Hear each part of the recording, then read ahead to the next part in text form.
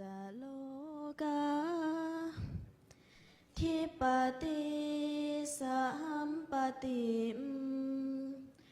กันอัญชลี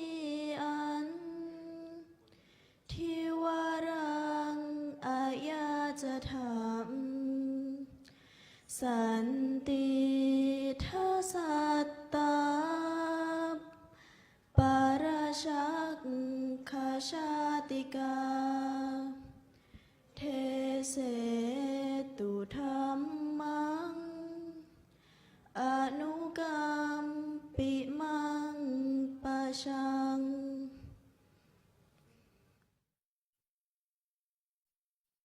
นะโมตัสสะภะคะวะโตอะระหะโตสัมมาสัมพุทธัสสะนะโมตัสสะภะคะวะโตอะระหะโตสัมมาสัมพุทธัสสะนะโมตัสสะภะคะวะโตอะระหะโตสัมมาสัมพุทธัสสะตังสุตวามหาสโตปิยตราสถิงสัลลปันโตอิมังคาถะมหะติติเนื้อหาสาระของนครกันพระบรมศรีธนชัยนางบุษดีผู้เป็นพระบิดาพระมารดาขององค์สมเด็จพระเวสสันดรได้แก่ชราภาพจึงเห็นว่าควรจะนำเอานิพนธ์มโหโยธานี้ไปอัญเชิญพระเวสสันดรซึ่งหนีจากบ้านเมืองไปบำเพ็ญเพียรทรงผนวดเป็นฤาษีที่เขาคีรีวงกฏเป็นเวลา7 เดือน7 ปีปลาย7 เดือนซึ่งก่อนที่พระองค์จะเสด็จไปก็ด้วยเหตุที่พระองค์ได้นำเอาข้าวของเงินทองต่างๆที่อยู่ใน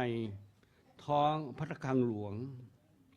ไปให้ทานแก่คนยากคนจนทั้งหลาย4 มุมเมืองทุกๆวันประกอบด้วยกับพระองค์ได้ทานช้างแก้วปัจจยนาเกณฑ์อันเป็นช้างคู่บ้านคู่เมืองให้แก่พามนาจารย์ที่มาจากเมืองกลิงคราชสร้างความไม่พอใจแก่ไพร่ฟ้าประชาชนเป็นอย่างยิ่ง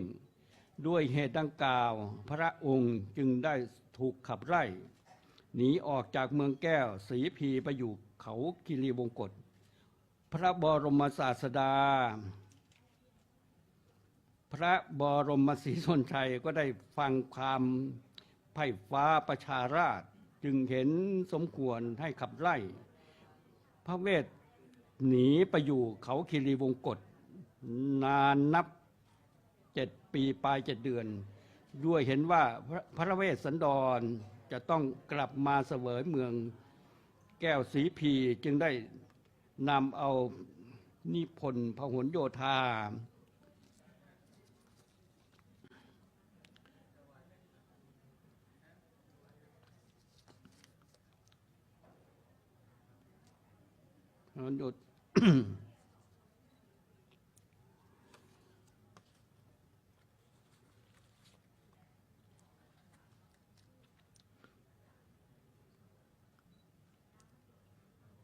ท้าวพระทรงเพศ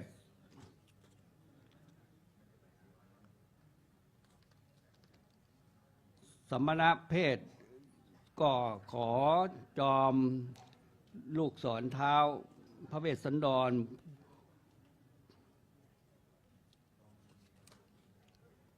ทำไมต่อไปก็เป็นการ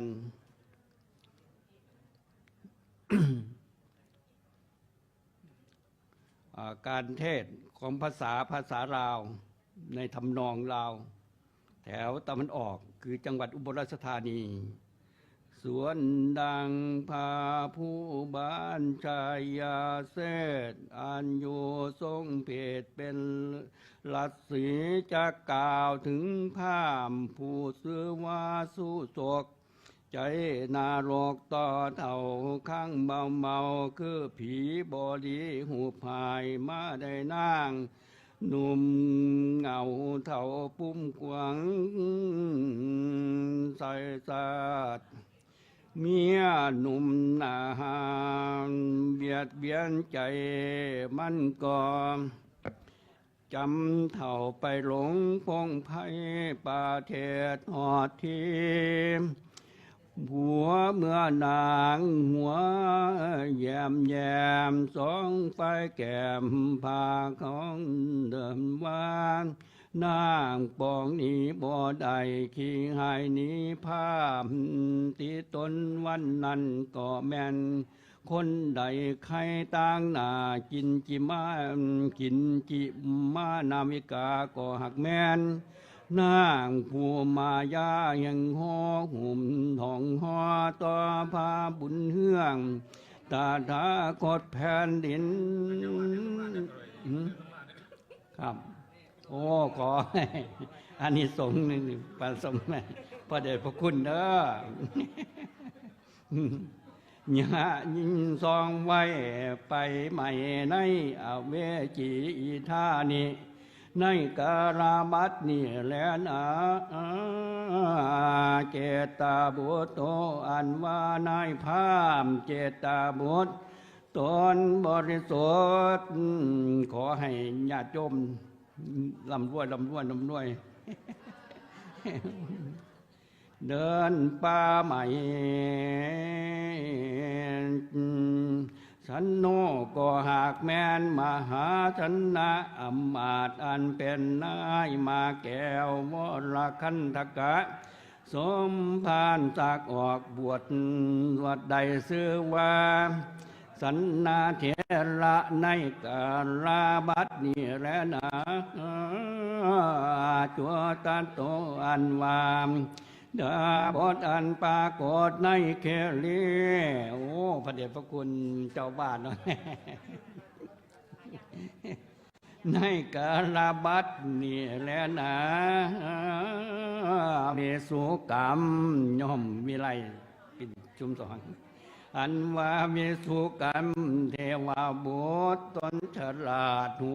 ฮับพอภาคพระราชอาญาแห่งพญายินเทราโดยมจันยมสุชาดาแล้วก็ยม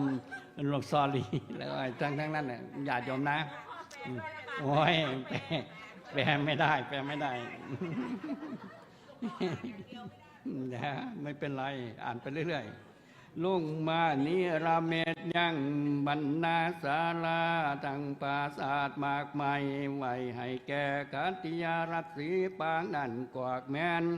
พาโมกขันลาตนเมีฤทธานุภาพปาโลกาเกิดปะใดเป็นสาวกกรรมกว่าแห่ง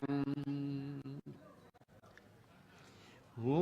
โกตาถาคาตาในกระบัดนิรนาสักโกอันวามลุมชาลีกุมมานโลกสมบานผู้วานาถพาบาทไทยเทราชในเกิดมาเป็นท่ามแก่สุยสักกาพามวันอันก็หากแม่นเจ้าราหุนสมภารตนตกแดงหมดแล้วก็หากแม่นลูกแก้วผู้ตาถาคตในกระบัดนิรนามก ขันนาเสนาสวนดังว่านางกันหาอ่อนน้อยอันเป็นนางเราต้อยสาลีสู่ศกผีเอามาไงอยากกินนมบันนันกอกแม่นางอุบลละวันนาบันแบงสมเจ้าแกงเจนมาตั้งอุตาพิราชเขียวคอยหลัดควรชมข้อกลมแกนนมตุ้มเต่าเป็นที่สะบันเข้าใจซ้ายใคร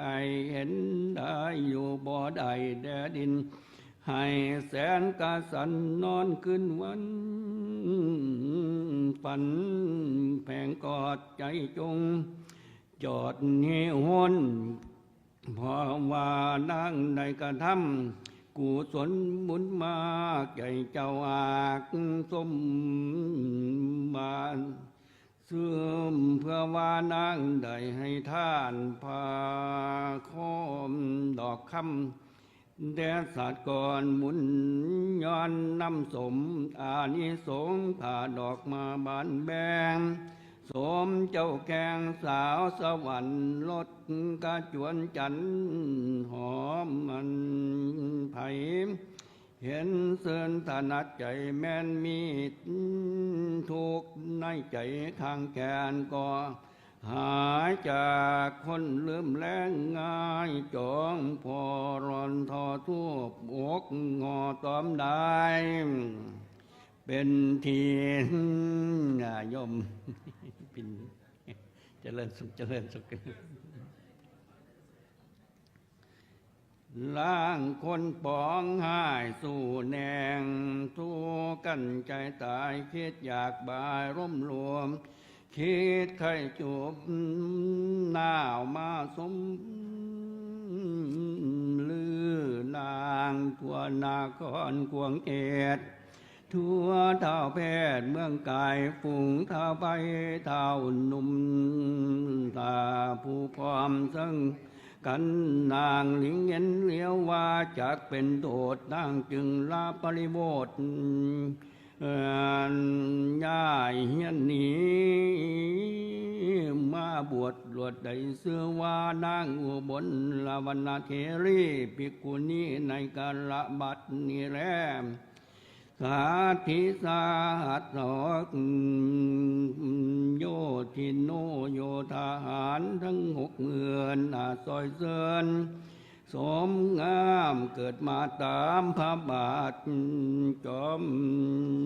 นาถพระราศีปางนันมัดนี้คือว่าบริษัทสีปาการอันภากฏในสัพพุริสรสมีปามาตั้งอยู่ในโอวาทกูพระองค์ในทรงสมนาคมเป็นปฐมในสำนักบรมสถานในกาลบัดนี้แลนาเวสันตโรลาสาอันวาปัญญาเวสันตระใดตนใดมีใจอันประกอบด้วยกรุณาปรารถนาเอาสัพพัญโยตญาดวงผ่านแก้วให้โลกแก้วและมีหากเป็นท่านในเขาวงกฏปะปะตะเครีเมื่อจักถือเอายังหย่อนท่านบารมีดวงยิ่งเพื่อจักได้ตาสัพพัญญุตญาภูกูไต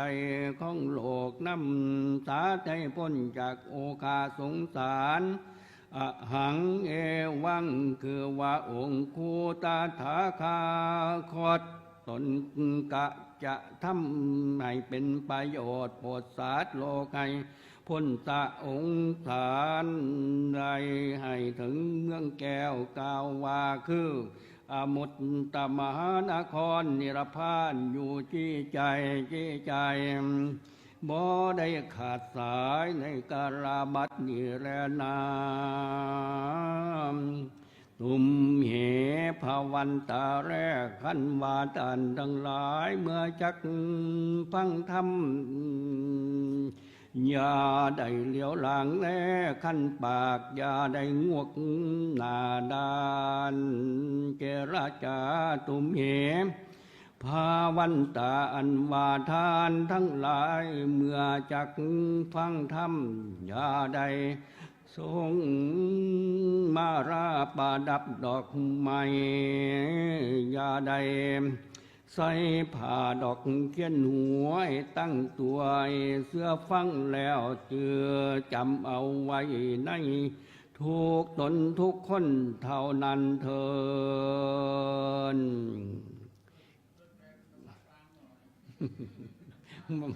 ไม่ได้เขียนมา ก็จำก็ไม่มีอะไรก็แค่เห็นเขาแปลมาหมดแล้ว นครกันไงนครกันเหนือก็จะกลับบ้านจะกลับเนี่ยก็เป็นบ้านเชิญแล้วก็สิ่งแล้วเป็นสิ่งที่ทีนี้ก็ต่อไปก็จะลาพระเวทจริงๆเนี่ยเวลาเขาเข้าไปเชิญพระเวทมาพระเวทต้องลาป่าบัดนี้อวสานสุตินนาคอนกันบันตำสนใจน้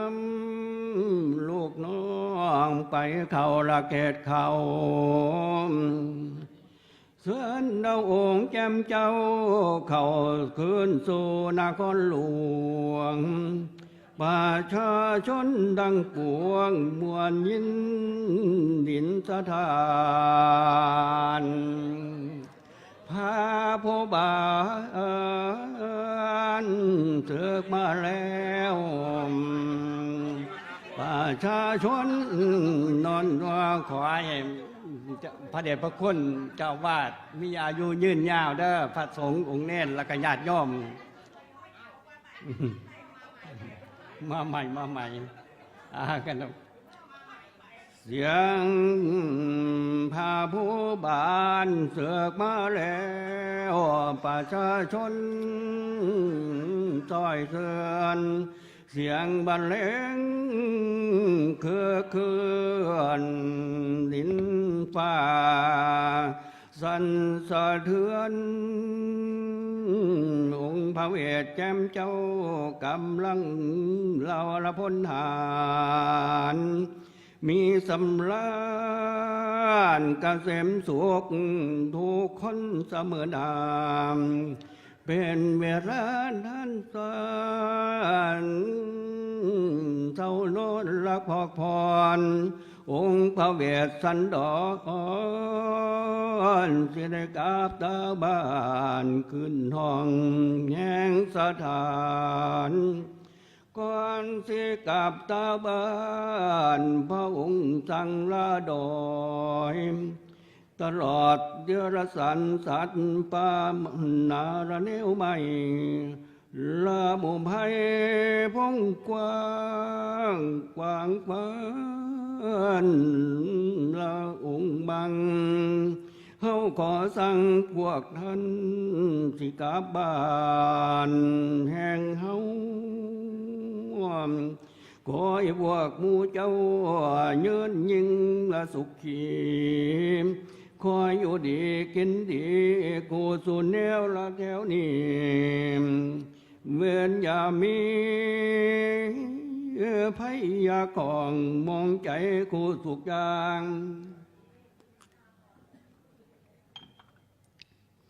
พวกงูเสือและสร้างในดาวละง่วมเงาทั้งนกเขาและนกเขาเกี่ยบางละเลี้ยงกังพอได้ยินเสียงละง่วมเงาละง่วยไม่สนีนังเลยให้แฟนย่อยให้ห้องห้องทุ ถูกเสียงสัตว์ดูดาวเพื่อนบุญโศกสันดังสนันพันเพื่อนเศร้าโศกกระหนจะลาจนในภัยขวางหมู่กวางคณะเนื้อบูมบ่มีเหลือหลอกข้างกลางฝันละองค์มังดังออกที่แตกเมืองไต่ทิมพ่อเกตน้ำพระองค์เอิญสั่งซ้ำเท่าทั่วระวังกอดเฮาเสียไหลละรถภาคไกลไปนามฝูงหมู่ยุงแย้วผู้ถอยอ่างขยับปีกกระเวกทำมองดังกองสนันภัย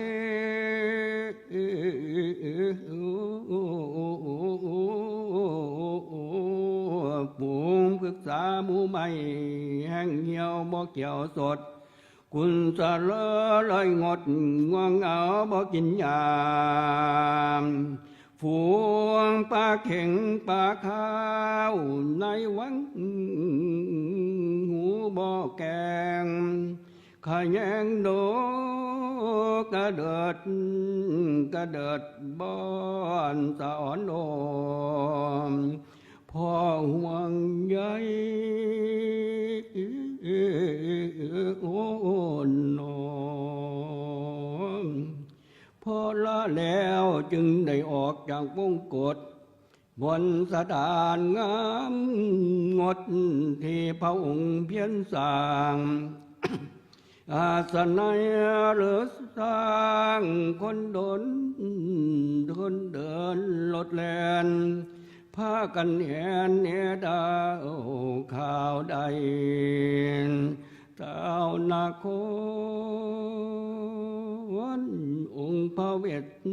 ทรงเครื่องย่องขึ้นสู่ระบายสารสองกับนางนุ่งขานแม่มาเทียละสีซอยพาเอาพ้นกับบ้านสีพีเลี้ยวฟังเสียงอีเศร้าอ่านเสียงเหลียวบังมาแล้วเปียงปืนใหญ่สะดุดยิง10 เทียระดงละมังองค์ทานงานเต้นเห็นแต่พ้นละแสนล้านตามทั้งโยกยางเสียงพึ่งปางหมุดเอาเสียงปานเสื้อลังบนแตกจนพ้นผ่านพนาดอยกับนครสีพีลังไหลละปานน้ำบ้านอยู่ตามแถวนั้นพากันละมาเบิ่งเสียงมาลอดทอดตึงเสียงของละกอมกองมงของกองใหญ่ตะพ้นหลับน้ำมานากีสับเถิดทั้งระดังเติงจากเหียงเสียวและเสียงเติงเมาสุราเพื่อยาฟินเสียงสนันพันกองดินความละวันไหวเสียงแค้นไขระนาดเปียละมังรีเสียงนี้นั้นกระดึกแผ่นเสียงละไหวเป็นเกือกน้ำดินน้ำยาเมาสุราฟอนแอนฟอนแอนพวกขาโยขาแยงยางมาร้องส่องแสงตีนมาร้องกองแยงเมาเราละเศร้าล้มผุดหลุดลมคมปาขากระติด คือดังดินดอนผิดเขตผู้ทลายมางภาคกลางทางปรำตั้งกลางทางเป็นยันสุขตำลานตลอดเจ้าจอมเท่าปูพรม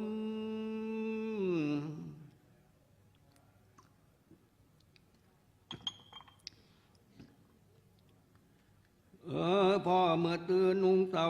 พระองค์แต่งเดินทางพากันไล่ลาปางจากไปคันไลยาย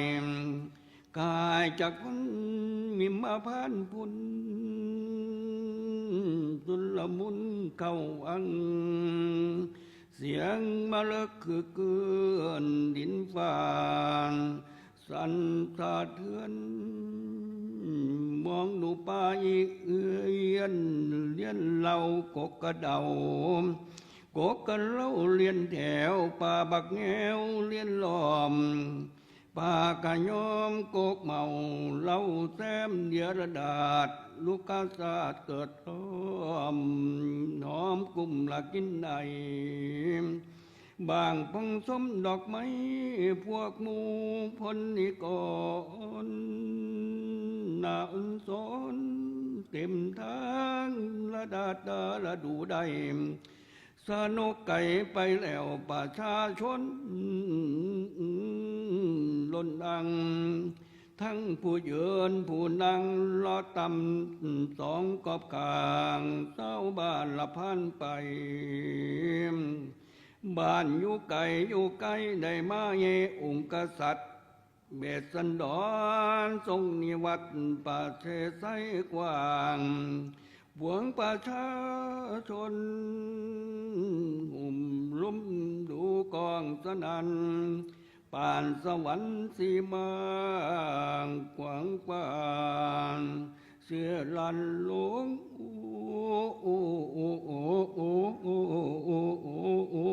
นมพระองค์กลับสู่บ้านคงเกตนครหลวงปวงประชาชนหลับขับถนนคนจองมองดูองค์ดินฟ้าสันดอนพญาเวทน่าลืมเนตรนัดลามาที่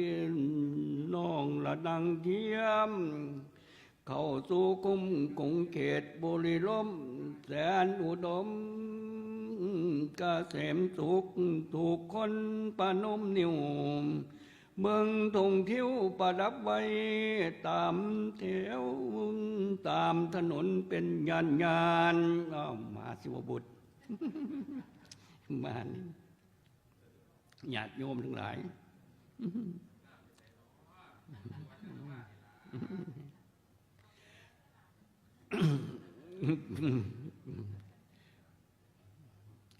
พ้นนี้ก็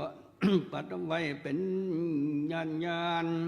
พระเวททรงบานสมประดับไว้ยังสวยพ้นนี้ก่อนหลังย้วยขับแห่ไปตามหลังเข้าไปในหัววังลาสมนเทียนแก้วบัดนี้ถึงเมืองแล้วเกษมตันสิ้นทุกอย่างพระเวททรงสืบสร้างตามเก่าดังเดิมฝนเงินทองก็เริ่มตกตัวรับสีพีมีประมาณเพียงขาระดัดและเต็มพื้นทุกแนวบ่มีทุกแนวมีขึ้นอัศจรรย์อย่างใหญ่ลงทานก็ขึ้นไว้คือดำหลังสร้างท่านไปตั้งแต่ครั้งปางก่อนได้กลับมา ไปฉันนมมาเสียงเลยเป๋ไปเรื่อยๆ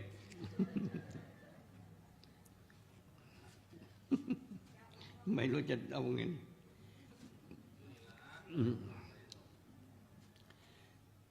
เป็นขวัญใจพระราสุวรรณแค้นสร้างเวสสันดรละทรงสร้างของนาครตุ้มไผ่บ่มีความเดือดร้อนประการเดียละสิ่งใดสิ้นประสนแล้วจึงได้ขึ้นสู่เมืองสวรรค์นาวิมานหนอสูงปานดาวละขาวแจ้งแสดงมาละเพียงโยนครกันมันยอดถอดคาถาตลอดเรื่องบ่มีของเรื่องเล่าบนใดบ่เป็นก้าวเสียงบ่มวนนวลสนอทั้งคำก่อนบ่ไพเราะจงอภัยเอาไว้คาถามีบอกให้48 บอนท่านว่าเอาละโนศรัทธาบนใดศกกระปกลบเพียนอภัยไอผู้ว่าก่อนนั่นละนาศรัทธาอยู่